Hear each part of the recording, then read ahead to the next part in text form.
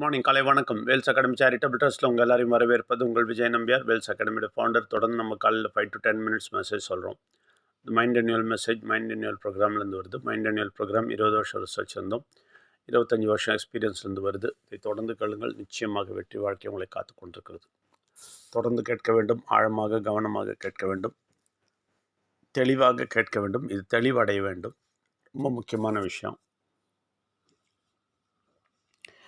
ஏன் தெளிவடையணும்னா, நீங்கள் என்னெல்லாம் நினச்சிங்களோ, நீங்கள் உலகத்தில் இருக்கும்போது என்னெல்லாம் நினச்சிங்களோ, எப்படிலாம் கடவுளை கும்பிடணும்னு நினச்சிங்களோ, எப்படிலாம் கடவுள் இருப்பார்னு நினச்சிங்களோ, அதுக்கெல்லாம் எதிர்விதமாக இருக்கும்.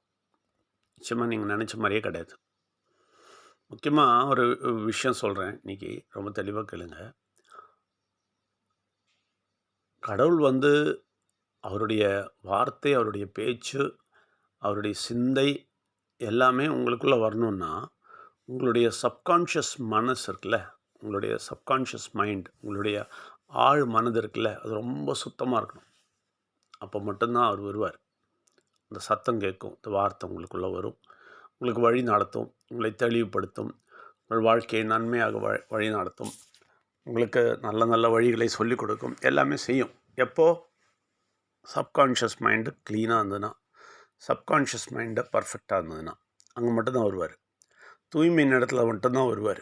சரிங்களா? அப்போது இந்த தூய்மை அடையணுன்னா பெரிய பாடு இல்லையா? தூய்மை அடையணுன்னா பெரிய பாடு. மலையில் ஏறி போகணும், என்னெல்லாம் பண்ணணுமோ, தவம் பண்ணணும், எங்கெல்லாமோ போகணும், மெடிடேஷன் இருக்கணும், என்னென்னமோ ட்ரை பண்ணுறாங்க ஜனங்க. ரைட்டா? உள்ளத்தை தூய்மைப்படுத்துறதுக்கு, தூய்மையாக வச்சுக்கிறதுக்கு. ஆனால் முடியறதே இல்லை. இந்த உலகத்தோட குப்பை தொட்டி இருக்கு இல்லையா, அது உங்களை தொந்தரவு பண்ணிகிட்டே இருக்கும். தூய்மையெல்லாம் வச்சுக்க முடியாது. அப்போ அதுக்கு ஒரே ஒரு வழி என்ன தெரியுமா? ஒரே ஒரு வழி, பிள்ளையானவரை கவனமாக ஆர்வமாக உள்ள சிந்திக்கிறது. அது ஒன்று தான் வழி. பாருங்கள், அதனால் என்ன ஆகுதுன்னா, ரிக்வேதத்தில் நான் சொன்ன மாதிரி ஆடியும் கோழியும் குதிரை வரைக்கும் பலி கொடுத்து பார்த்தாங்க, ரத்தத்தை கொட்டி பார்த்தாங்க. காப்பாற்றவே இல்லை. அது காப்பாற்று மனுஷனை.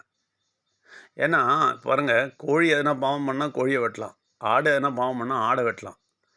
மனுஷன் பாவம் பண்ணதுக்கு ஆடை வெட்டி கோழியை வெட்டி என்ன பிரயோஜனம்? மனுஷனே வெட்டணும். அப்போ தான் பிரஜாபதி வர்றார். அதனால்தான் கடவுள் ஓம் என்ற வார்த்தையை மனிதனாக இந்த உலகத்துக்கு அனுப்புகிறார். ஏன்னா மனுஷனை தான் வெட்டணும். அந்த மனுஷன் தூய்மையாக இருக்கணும். அது வேறு. ஒரு துளி கூட உலக ஸ்டைலில் வரக்கூடாது, ஒரு துளி விஷம் கூட அதில் வரக்கூடாது. சுத்தமாக இருக்கணும் அந்த ரத்தம். அது சுத்தமாக இருக்கிறதுக்கு அவர் ஒருத்தரால் தான் முடியும். ஏன்னா கடவுளே க்ரியேட் பண்ணி, கடவுளே ரத்தத்தை சப்ளை பண்ணி, கடவுளோட ரத்தத்தால் உருவாகினவர். ரைட்டுங்களா? ரத்தம் ஃபுல்லாகவே கடவுளுடைய ரத்தம் தான். அப்போ அந்த ரத்தத்தால் உருவாக்கப்பட்டவர், மனிதனுடைய ரத்தத்தால் அல்ல. அப்போது அதனால் பிரஜாபதி வந்தபோது, அது பலி கொடுத்த போது அது உபயோகமாக இருந்தது, ரத்தம் உபயோகமாக இருந்தது. அப்போ அந்த ரத்தம் மட்டும்தான் உங்கள் சப்கான்ஷியஸ் மைண்டை க்ளீன் பண்ண முடியும். அதனால்தான் விநாயகரை ஃபுல்லாக சிந்தித்து புரிஞ்சு, அவருடைய பலியை புரிஞ்சு, அவர் எப்படி தலை மாறிச்சுன்னு புரிஞ்சு, யானை தலை ஆனதை புரிஞ்சுக்கிட்டு, அது எனக்காகன்னு புரிஞ்சுக்கிட்டு, எப்போ நீங்கள் உள்ளே எடுத்துக்கிறீங்களோ அப்போவே அந்த சப்கான்ஷியஸ் மைண்டு க்ளீன் ஆகிடும். நீங்கள் க்ளீன்லாம் பண்ண முடியாது, ஒருபோதும் பண்ண முடியாது. நீங்கள் என்ன மெடிடேஷன் பண்ணி, நீ எங்கே போய் கவுன்சிலிங் எடுத்து என்ன செஞ்சாலும் சரி, இனிமேல் நான் எதுவுமே சிந்திக்க மாட்டேன், நல்லபடியாக வாழ போகிறேன்னு நினச்சாலும் முடியவே முடியாது. அது அப்படித்தான். அது கடவுளே செக் பண்ணி டெஸ்ட் பண்ணி பார்த்தாச்சு, பல வழிகள் செஞ்சு பார்த்தாச்சு, ஒன்றும் நடக்காதுன்னு தெரிஞ்சுட்டு தான் இந்த வழியை பண்ணார். அப்போ நம்ம கடவுளே தீர்மானிச்சிட்டாரு இதுதான் வழின்னு, உங்களை காப்பாற்றவே முடியாதுன்னு, நம்ம வேறு வழியை பார்க்குறோம். அதுதான் பியூட்டி. கடவுள் திரும்பிச்சிட்ட ஒரே ஒரு வழி தான் இருக்குது. விக்னேஸ்வரர் கொண்டு வருது, விநாயகரை கொண்டு வர இந்த உலகத்தில் மனித உருவத்தில் ஓம் என்ற வார்த்தையை கொண்டு வர்றது, வெட்டுறது, அந்த ரத்தத்தை கொட்டுறது, அவ்வளோதான். அது ஒன்று தான் வழின்னு அவரே கண்டுபிடிச்சிட்டாரு. யார்? கடவுள் தீர்மானிச்சாச்சு. ஆனால் நம்ம வேறு விதெல்லாம் தீர்மானிக்கிறோம். இந்த கோயிலுக்கு போய் பார்ப்போம், அந்த கோயிலுக்கு போய் பார்ப்போம், அந்த பிராயச்சித்தம் பண்ணி பார்ப்போம், இந்த ஐயரை போய் பார்ப்போம், இந்த ஜோஷியரை போய் பார்ப்போம், அவர் என்ன சொல்கிறாரு கேட்போம், அதெல்லாம் செஞ்சு பார்ப்போம், எல்லாம் செய்கிறோம்ல. ம். கடவுளே தீர்மானித்தது செய்ய மாட்டோம். கடவுள் தீர்மானிச்சிட்டார் அதான் வழின்னு. ஆனால் அதை செய்ய மாட்டோம். அதை விட்டுட்டு மனுஷங்க என்னெல்லாம் சொல்கிறாங்களோ எல்லாம் கேட்டுன்னு இருப்போம். கடவுள் தீர்மானித்த ஒரு வழியை பற்றி நம்ம ஆராய்ச்சி பண்ணி ஒரு 20 வருஷம் ஆராய்ச்சி பண்ணி 25 வருஷம் எக்ஸ்பீரியன்ஸும் பண்ணி சொல்கிறோம். அதானே கேட்கணும். மனிதர்கள் சொல்கிறது கேட்கக்கூடாது. அது நாங்கள் எப்போ சொல்கிறது, நாங்கள் பேசுகிறது மனிதன் சொல்கிறது கிடையாது. ரைட்டுங்களா?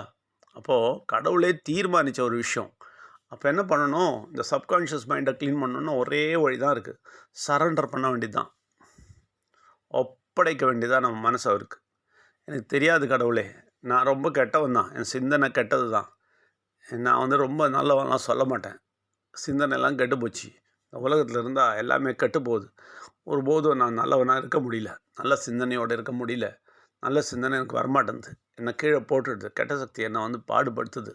அதனால் எனக்கு ஒரே வழி தான் இருக்குது, உங்கள் கிட்ட சரண்டர் ஆகிடுறேன், உங்கள் கிட்ட சமர்ப்பிக்கிறேன், உங்கள் கிட்ட ஒப்படைக்கிறேன், என்ன நீங்களே பாருங்கள் அப்படின்னு சொல்லும்போது தான் எல்லா நன்மையும் நடக்கும். அப்போ மட்டும்தான் அவர் தன்னோட இஷ்டத்துக்கு உங்கள் மனசை சப்கான்ஷியஸ் மைண்டை பவர்ஃபுல்லாக பண்ணுவார்.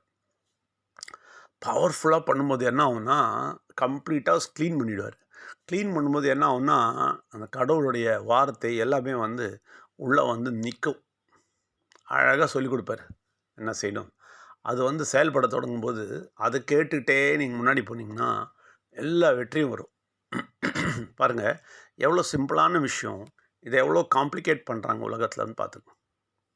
ஏன் காம்ப்ளிகேட் பண்ணுறாங்க அப்படின்னா, கடவுள் என்ன தீர்மானித்தாரோ அது வழியாக நடக்காமல், கடவுள் என்ன சொல்லி கொடுத்தாரோ அதை கேட்காம, சொந்தமாக புத்தியிலையும் மற்றவங்க புத்தியை எடுத்துக்கிட்டு, ஞானத்தையும் எடுத்துக்கிட்டு, அறிவையும் எடுத்துக்கிட்டு அதை ட்ரை பண்ணி பார்க்குறது.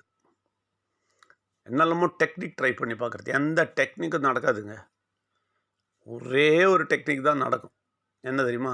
சரண்டர் பண்ணுறது, ஒப்படைக்கிறது. அது மட்டும்தான் நினைக்கணும். எனக்கு தெரியாது கடவுளேன்னு ஹேண்ட்ஸ்அப் பண்ண வேண்டியதான். ஒருத்தன் கண்ணு கொண்டு வந்து வச்சா ஹேண்ட்ஸ்அப் தானே பண்ணுவோம், கையை பூக்கிடும், அவ்வளோதான். தெரியாது, எனக்கு தெரியாதப்பா, என்ன வேணால் பண்ணு. அந்த அளவுக்கு நீங்கள் வரும்போது ரொம்ப அழகாக அவரை உள்ளே அழகாக அதை க்ளீன் பண்ணி பர்ஃபெக்ட் ஆக்கி அவர் வார்த்தையை உங்களுக்குள்ளே கொண்டு வச்சு புரிய வச்சு உங்கள் பிரச்சனைலாம் தீர்த்து அழகாக கொண்டு போவார். இதை தான் நம்ம செய்ய சொல்கிறோம், வேறு ஒன்றும் கிடையாது. இதை உடனே செய்ய முடியாது. இப்போ இதை உங்களை செய்ய வைக்கிறது நான் கிடையாது. நான் என்ன செய்ய முடியும் அப்படின்னா, எங்களால் என்ன செய்ய முடியும்னா, நாங்கள் என்ன எக்ஸ்பீரியன்ஸ் ஆனோமோ, எங்களுக்கு என்ன புரிஞ்சுதோ, நாங்கள் என்ன கற்றுக்கிட்டோமோ அதை மட்டும்தான் சொல்ல முடியும். நாங்கள் என்ன செஞ்சு எப்படி தப்பிச்சோமோ அதை மட்டும்தான் சொல்ல முடியும். நாங்கள் எப்படி செஞ்சோம், நாங்கள் இப்படி தப்பிச்சிட்டோம், நாங்கள் தப்பிச்சிடணும்னு எங்களுக்கு நல்லா தெரியும், ரொம்ப நல்லா தெரியும். ஓகே, உலகம் கெட்டதுன்னு தெரியும், அங்கே தான் இருக்கிறோன்னு தெரியும், எங்கள் மனசு பாதிக்கப்படுதுன்னு தெரியும், கெட்ட சக்தி எங்களை நிச்சயமாக பிரச்சனை கொடுக்குறான்னு தெரியும், எல்லாமே தெரியும். ஆனால் ஒன்று என்ன பண்ணிட்டோம், போயிட்டு சரண்டர் ஆகிட்டோம். அப்போ எனக்கு ஒன்றும் தெரியாது, நீங்கள் தான் பார்த்துக்கணும். அதில் இருக்கிற நிம்மதி இருக்குது பாருங்கள், எங்கேயுமே கிடைக்காது. சரண்டர் பண்ணி பாருங்கள், பயங்கர நிம்மதி கிடச்சிடும். ஏன்னா ஃபுல் ரெஸ்பான்சிபிலிட்டி அவருக்கு கொடுத்துட்றோம். அப்போ நிம்மதியாக நம்ம முன்னாடி போயிட்டே இருக்கலாம். அவர் அழகாக நம்ம கூடயே வருவார், எல்லாம் செஞ்சு தருவார். ஆனால் இந்த ஒப்படைக்கின்றது சும்மா வாயால் கிடையாது, உண்மையாகவே இருதயத்திலேருந்து உள்ளத்தின் ஆழத்திலேருந்து ஒப்படைச்சிடணும். அதை செஞ்சு பாருங்கள், நிச்சயமாக சொல்கிறேன். நீங்கள் எந்த மெடிடேஷனும் அங்கேயும் இங்கேயெல்லாம் ஓட வேண்டாம், அந்த மலையிலையும் இந்த மலையிலாம் ஓட வேண்டாம், பிராயச்சத்தை எதுவும் பண்ண வேண்டாம், எந்த மந்திரமும் கட்ட வேணாம், எந்த தாயத்தும் கட்ட வேணாம், எதுவுமே பண்ண வேணாம். நீங்கள் இதை மட்டும் பண்ணால் போதும், உங்கள் வாழ்க்கையில் பெரிய வெற்றி அடைஞ்சிருவீங்க. ரொம்ப சந்தோஷம். எல்லோரும் வாங்க, 1 மணி நேரம் நிச்சயமாக வாரத்தில் 1 மணி நேரம் ஸ்பெண்ட் பண்ணுங்கள். கடவுள் வார்த்தை மட்டும் பேசுகிறதுக்கு 1 மணி நேரம் நிச்சயமாக ஸ்பெண்ட் பண்ணணும். அது எப்போ வரீங்கன்னு சொல்லுங்கள். அதுக்கப்புறம் எவ்ரி டே காலையில் இந்த 10 நிமிஷம் இந்த மெசேஜ் கேட்குறத பழக்கமாக வச்சுங்க. எல்லோரையும் வரவேற்கிறோம். நன்றி, வணக்கம்.